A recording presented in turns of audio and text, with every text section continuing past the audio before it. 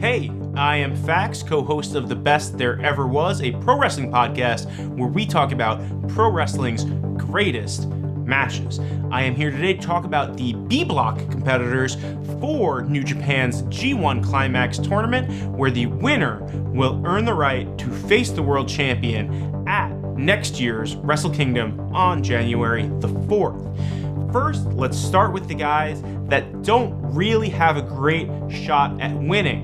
Toru Yano is the top of the list in my mind. He's a very entertaining guy, not really my cup of tea, but he'll probably have some good matches, not gonna win the tournament. Juice Robinson, he just won the US title. I think there's a lot of potential storylines with Chris Jericho holding the other mid-card title. He's the only mid-card champion that's going to be on the show pretty much every week, but he's not going to win the tournament. He has enough to do otherwise. Zack Sabre Jr. won the New Japan Cup, established him as a submission specialist and a threat. He doesn't need to win this tournament too. He's never going to be in the world title match at Wrestle Kingdom. Sanada, a guy that in the future totally could be in that main event at Wrestle Kingdom, but he's at least a year, maybe more away from that. I don't expect him to win the tournament this year. Maybe in the future, he'll be able to do it.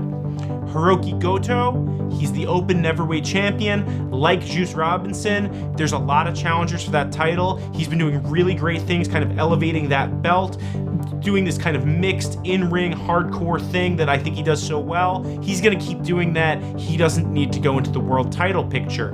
Tomohiro Ishii, now him, I could see a little bit more potentially getting into that world title bout, picture. He's definitely elevated things even at age 42, but his shtick has kind of been that he's never won one of the main IWGP titles, and I can't see that changing right now. So for that reason, I still don't think he has a shot at winning this tournament, even though he could go deep. So that leaves the four that I think are the real contenders to win B Block and potentially win the whole damn thing. One of them, he's Kenny Omega. We covered my thoughts on him in part one of this series. You can check out what I think there. Going from least likely to most likely outside of Kenny, I think we have Tama Tonga. Now, he's a guy that 2 weeks ago I would not have even put as a legit contender. What's changed? The big match in San Francisco between Kenny Omega, Cody Rhodes, they seem like they've mended their fence. However, were waylaid by Tama Tonga and his new firing squad afterwards. Kenny Omega and Tama Tonga clearly have a collision course. I definitely see a future world title main event match with Tama Tonga in the cards. I just see it happening a lot before January the 4th. So for that reason, I expect him to have a really strong showing here, but I don't think he's going to win the whole thing. I don't think they're going to extend that storyline all the way to January. Next most likely is going to be Tetsuya Naito.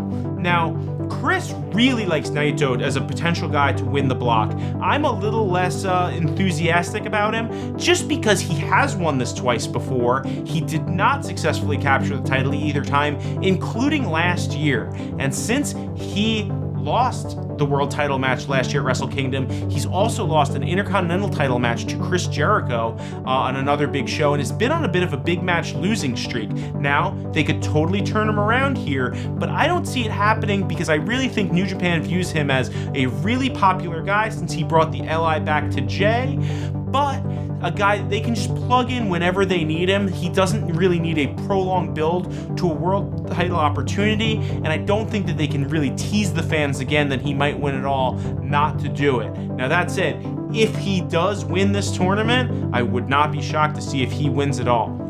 Now, the next guy that I think has a really good shot at winning this is Kota Ibushi. I would not be at all surprised if he won the B Block. Now, the case for him winning the whole tournament is really clear.